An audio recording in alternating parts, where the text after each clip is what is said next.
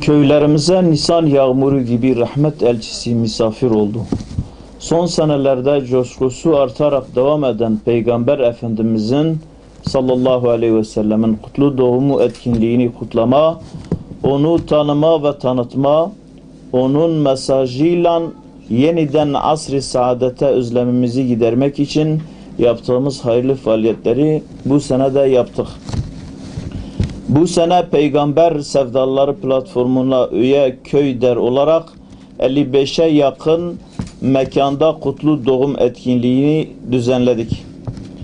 Özgürlük ve kurtuluş rehberi olarak insanlığın Hazreti Resulullah'a olan özleminin şahitleri olduk.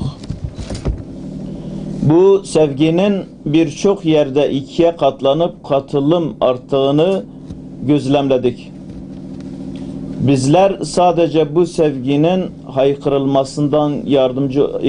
haykırılmasında yardımcı olmaya çalıştık. Halkımızın kalbinde onun sevgisini birebir paylaştık.